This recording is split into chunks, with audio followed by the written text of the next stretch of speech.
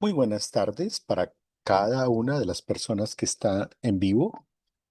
Estamos originando desde Bogotá con una temperatura más o menos de 13 grados, lluvia, lluvia, lluvia y jornada de elecciones legislativas que tuvimos hoy, 8 de marzo de 2026, coincidente con lo que se celebra universalmente el Día de la Mujer.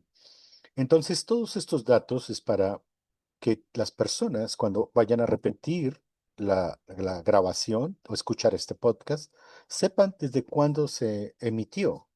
Y bueno, es muy bueno que, o es conveniente a veces escuchar una o dos veces más lo que son estos estudios bíblicos, que son de muchísima edificación. No solamente para las personas que componen una congregación, una iglesia, sino también para cualquier otra persona que esté explorando las escrituras. Y vamos a abrir de las escrituras en el primer libro de Samuel, en el primer libro de Samuel, en el capítulo 4. Y va a ser muy interesante este texto. Tuve la oportunidad de compartirlo hace algunos meses con el grupo de mujeres de la iglesia, el grupo de damas de la iglesia. Y dice de la siguiente manera, el capítulo 4 de primero de Samuel. Y Samuel habló a todo Israel. Por aquel tiempo salió Israel a encontrar en batalla a los filisteos y acampó junto a Ebenezer. Y los filisteos acamparon en Afec. Y los filisteos presentaron la batalla a Israel, y trabándose el combate, Israel fue vencido delante de los filisteos, los cuales hirieron en la batalla en el campo como a 4000 hombres. Cuando volvió el pueblo al campamento, los ancianos de Israel dijeron: ¿Por qué nos has herido hoy Jehová delante de los filisteos? Traigamos a nosotros de Silo el arca del pacto de Jehová, para que viniendo entre nosotros nos salve de la mano de nuestros enemigos. Y envió el pueblo a Silo, y trajeron de allá el arca del pacto de Jehová de los ejércitos, que moraba entre los querubines. Y los dos hijos de Eli, Ofni y Finés, estaban allí con el arca del pacto de Dios. Aconteció que cuando el arca del pacto de Jehová llegó al campamento, todo Israel gritó con tan grande júbilo que la tierra tembló. Cuando los filisteos oyeron la voz de júbilo, dijeron: ¿Qué voz de gran júbilo es esta en el campamento de los hebreos? Y supieron que el arca de Jehová había sido traída al campamento. Y los filisteos tuvieron miedo porque decían: Ha venido Dios al campamento. Y dijeron: Ay de nosotros, pues antes de ahora no fue así. Ay de nosotros, ¿quién nos librará de la mano de estos dioses poderosos? Estos son los dioses que hirieron a Egipto con toda plaga en el desierto. Esforzaos, oh filisteos y sed hombres, para que no sirváis a los hebreos como ellos os han servido a vosotros. Sed hombres y pelead. Vamos a dejarlo por ahora ahí. Es un texto supremamente complicado, no por alguna estructura gramatical o por algo que tenga en sí mismo una dificultad lingüística, sino por la temática que se maneja. Es una temática supremamente religiosa o una temática que tiene que ver con la idolatría. Idolatría de imágenes y de objetos. La base está en que el pueblo de Israel, en tiempos del joven Samuel, muy niño él, es vencido en batalla por los filisteos en el lugar que se llama Ebenezer. Ellos, digámoslo que de alguna manera, estaban mm, siendo humillados por el ejército filisteo, y al verse tan humillados y vencidos en batalla, ellos regresan. Y el versículo 3 dice que cuando volvió el pueblo al campamento, los ancianos de Israel, noten algo, no surge una idea o sí, una iniciativa, que es la que voy a leer a continuación, tan, tan llena de ignorancia, pero es la representación de la ignorancia de lo que se vivía en aquel tiempo. Hay que entender que los pueblos en aquel tiempo, los ejércitos, dicho sea de paso, naciones mm, organizadas o semi-organizadas, tenían una gran confianza o fundamento en la adoración a sus propios dioses. Es notorio que estamos todavía en tiempos de los jueces, aunque estamos leyendo desde el libro de Samuel. La época alcanza, obviamente, en su ambientación y en su interpretación a lo que vemos en el libro de los jueces. Y lo que se manifiesta en esta época es una confianza tremenda en la adoración a dioses que supuestamente rigen el mundo, rigen también la suerte, si me permito esa palabra, o lo que nosotros llamamos bíblicamente o técnicamente la providencia. La lluvia o el sol, la prosperidad o la fertilidad, o aquí como vemos en este pasaje bíblico, la, el triunfo de las batallas, las invasiones, estaban todas subordinadas a la voluntad de los dioses. Esto no es algo, por decirlo así, eh, que ya pasó en tiempos de Alejandro o en tiempos persas o en tiempos romanos. También esto era, en tiempos del Imperio Romano, esto también era algo muy, muy notorio. Sin embargo, lo que marca aquí el punto de diferencia en la vergüenza es que el pueblo de Dios se haya inclinado a esta misma interpretación y se inclina a la interpretación de los pueblos que estaban a su alrededor o en su entorno, sabiendo que el mundo es regido por un solo Dios, Rey de reyes, Señor de señores, pero que por el ambiente que se vivía de ignorancia y religiosidad, y digámoslo así, también de rebeldía contra Dios, empezando por los hijos de Elí, Ofni y Finés, que los acabé de leer, pues si los ancianos son ignorantes de la palabra de Dios o del propósito de Dios, y los sacerdotes que cuidan y resguardan el arca del pacto también son ignorantes, ¿qué se puede esperar del pueblo? Como les digo, esta es la muestra de lo que Israel vivía, ignorancia. Por eso, el capítulo anterior, que es el 3, nos muestra también en la gracia divina cómo Dios levanta un jovencito, un niño, con su espíritu, con su Santo Espíritu, para iluminar todo ese ambiente oscuro. Pero si volvemos al texto, el texto es supremamente triste porque el versículo 3 va a decir lo siguiente. Los ancianos de Israel dijeron, ¿por qué nos ha herido hoy Jehová delante de los filisteos? Se hacen como una pregunta retórica.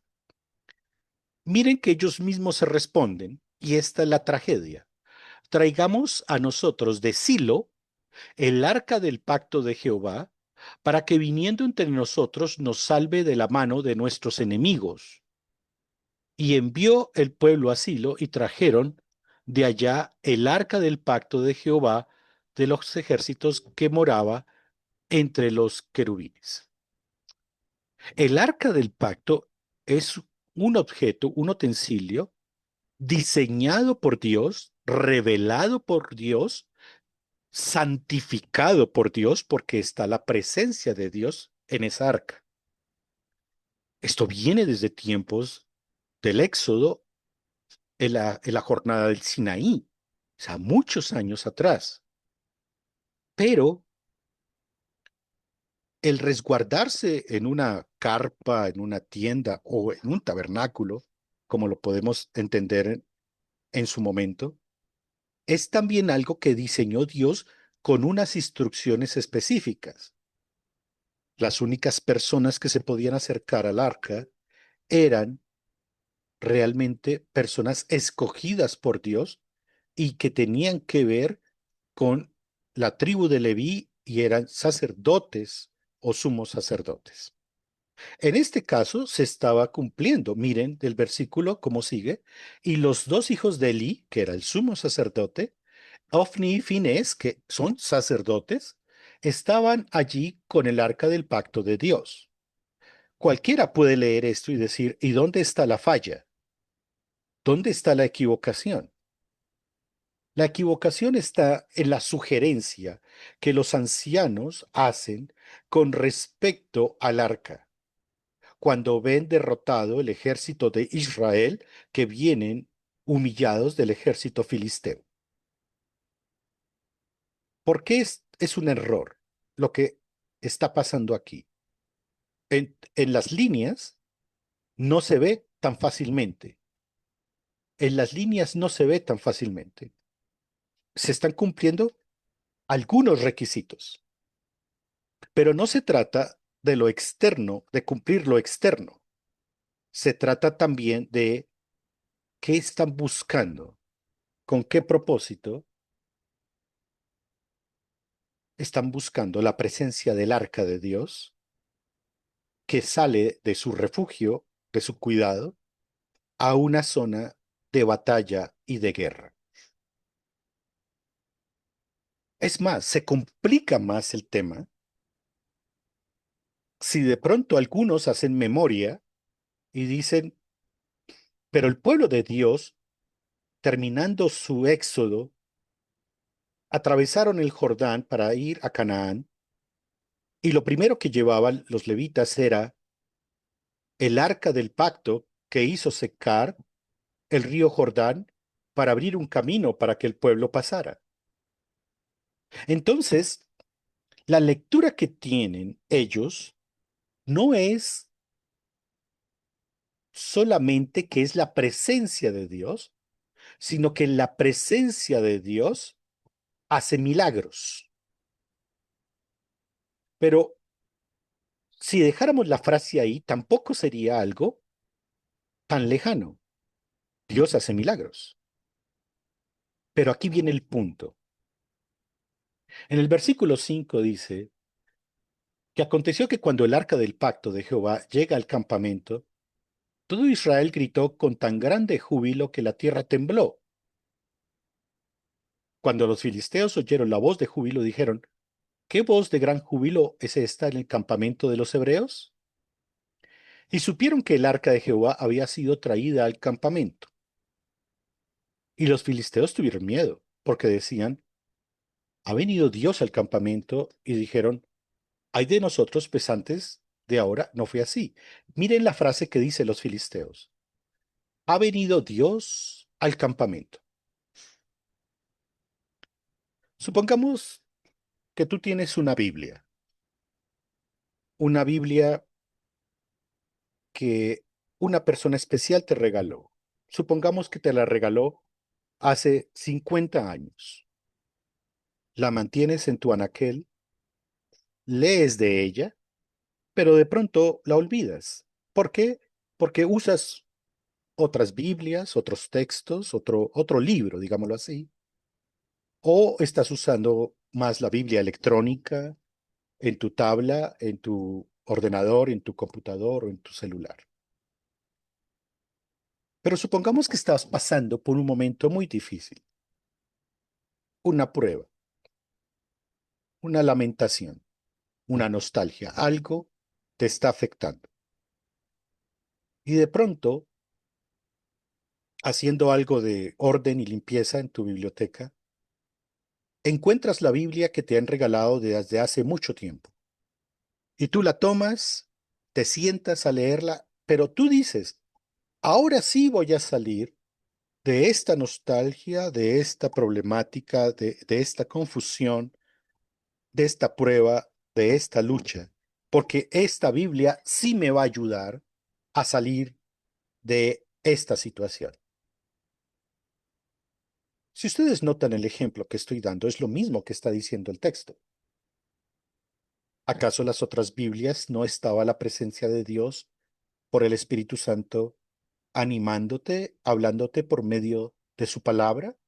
Claro que sí, pero probablemente las personas creen que teniendo una Biblia o teniendo un lugar de reunión o sentándose en la misma silla que se sentó el sacerdote o el pastor o el líder, vas a obtener cierta manifestación de reconocimiento, de poder, sobre todo, haciendo de esos objetos objetos de idolatría y fetichismo y no en la lectura del propósito de Dios que es su propia presencia, que eso de por sí ya es una gran bendición. Como leen la situación los filisteos, es como se lee la vida en aquel entonces. Wow, trajeron esa arca. Antes no era así, ay de nosotros, porque ¿quién nos va a librar de esos dioses, en plural, tan poderosos? Porque esos dioses, en plural, fueron los que sacaron a Israel de Egipto y mandaron plagas a Egipto. Miren que hasta los filisteos conocen la tradición oral y saben que Dios hizo eso, pero el arca no era una garantía de triunfo, sino lo que garantizaba una vida de triunfo era la presencia de Dios en el corazón y en el entendimiento.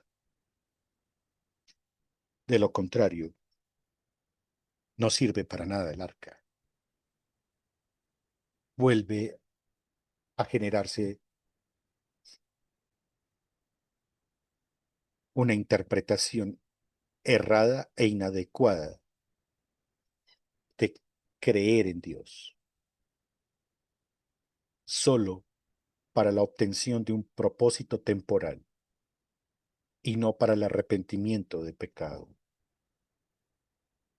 Por 40 años Israel, en tiempos de Moisés, anduvo en el desierto hasta que medio entendieron, porque no fue completamente un entendimiento pleno, que tenían que vivir en arrepentimiento y que tenían que sacrificar a nuestro Señor.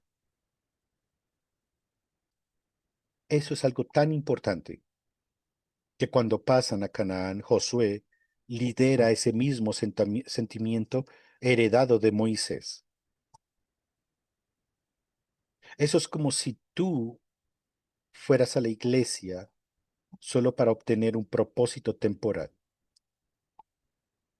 Voy a ir a la iglesia para que en la oración Dios me dé la salud o Dios me dé el dinero, porque al fin y al cabo estoy yendo a la iglesia. Es una relación transaccional y eso fue lo que los ancianos de Israel propusieron y obviamente ni Elí, ni Ofni, ni Finés pusieron la objeción porque ellos también eran ignorantes del propósito de Dios con el arca del pacto. El arca del pacto fue diseñada y entregada y revelada por Dios para que allí las personas supieran que Dios habitaba entre querubines en el cielo y era una pequeña muestra de la presencia de Dios para bendición de todo el pueblo.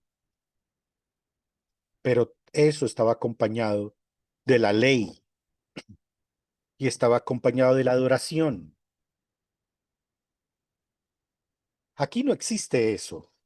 Aquí solo existe, traigan el arca y ahí ya con el arca vamos a triunfar. Es interesante que los filisteos tomaron más valor, versículo 9. Esforzaos, oh filisteos y sed hombres, para que no sirváis a los hebreos, como ellos os han servido a vosotros, sed hombres y pelead.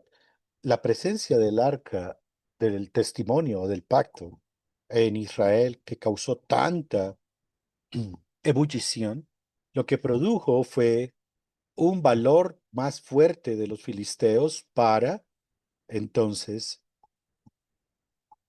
ah, triunfar en la batalla. Eso lo veremos en el siguiente podcast. Pero hoy nos quedamos con esto.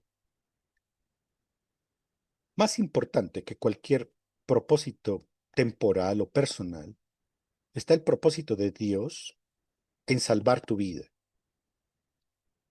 Y salvar tu vida, obviamente no de la ignorancia solamente, sino del infierno mismo, de la condenación. Porque nacemos destituidos de su gloria y de todo bien divino que no sea una deuda con Dios. Tú respiras, tú tienes tu salud, tú haces tus actividades, tus labores, porque Dios te lo permite, pero no porque tú lo merezcas. Por lo tanto, esa presencia de Dios se manifiesta por el Espíritu Santo en tu vida, en tu corazón, que también podemos decir la manifestación de Cristo en tu vida. ¿Cómo era que se manifestaba nuestro Señor en aquel tiempo? Por medio de este objeto, que no es un objeto cualquiera, es el arca donde es la presencia de Dios bendiciendo a su pueblo. Pero no es un objeto para manipulación, como tampoco la relación que tenemos con Cristo o con Dios por medio de Cristo es para manipulación. ¿Me explico? Es justo y el Señor nos dice, pidan todo lo que ustedes quieran, pídanme. Y eso hacemos. Oramos al Señor y le pedimos. Pero los que conocemos la palabra de Dios sabemos que hay unos condicionales para pedirle a Dios. Sobre todo, que cuando le pedimos a Dios, buscamos no solamente el beneficio propio, sino también la gloria de Él que no sea afectada. ¿Cómo así? ¿Qué quiere decir eso? Quiere decir que cuando buscamos la gloria del Señor, estamos buscando que lo que Él responda sea del agrado de Él primero antes que el mío. Si tú estás pidiendo por algo específico y Dios te ha hecho entender que es una negativa darte eso, por lo menos en el momento que tú lo estás pidiendo, eso no es porque Dios no te ame. La interpretación siempre tiene que ser porque Dios te ama mucho, te pone en una lista de espera para responder a eso, porque quizás lo que tú estás pidiendo con el tiempo pierde trascendencia o quizás realmente nos va a hacer daño. Quiere decir que entonces ya no voy a amar a Dios porque Él no me responda a la petición temporal. No, el amor de Dios es algo inmutable, eso no se mueve. Es una relación profunda del alma, del corazón. Por lo tanto, no es manipulable. Dios responde según su voluntad, agradable y perfecta. Nosotros somos criaturas que estamos sometidos a su voluntad.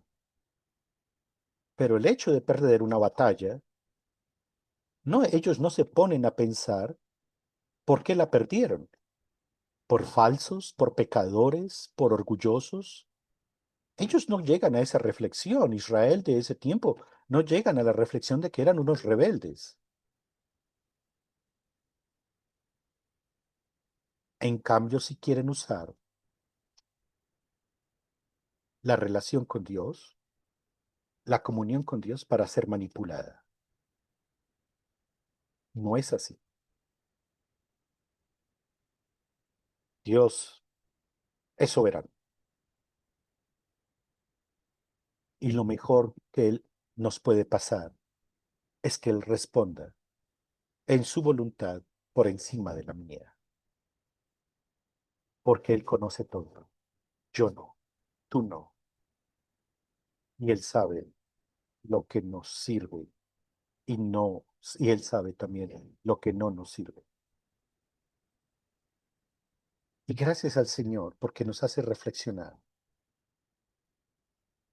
porque no puede ser que una relación de la gracia divina, como era poner el arca del pacto en medio de su pueblo, tuviera una interpretación de fetichismo, como lo hacían los pueblos en el entorno de ese tiempo y como lo hacían los filisteos, diciendo, ah, llegó ese objeto, ellos tienen ahora esos dioses y ellos creen que van a ganar porque viene ese objeto.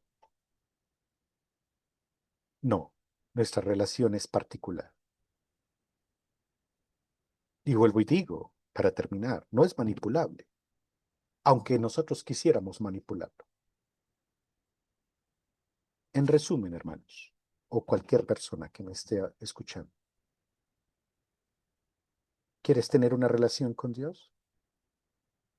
Tienes que pensar primero en que Él es soberano, gobernador, y que por la misericordia que Él extiende, tú medio estás entendiendo las cosas. Su revelación, en que somos pecadores y que necesitamos la redención en Cristo para vivir en una vida de comunión esperando que todo sea obviamente redimido y consumado en su plan. Por lo pronto, estamos escuchando la palabra de Dios y nos abre el interés de saber qué pasó con el arca, porque eso viene a continuación, pero ¿cómo aplico eso en mi vida? ¿Cómo estoy viendo mi relación con Dios? ¿Cómo la estoy viviendo? ¿Cómo la estoy sintiendo? No todo lo que nosotros vivimos es cómodo, claro que no. No todo lo que nosotros vivimos es a nuestro gusto, claro que no. Pero todo lo que nosotros vivimos es agradable para Dios. Y eso es lo importante. Hasta aquí la reflexión de esta tarde. Que el Señor los bendiga.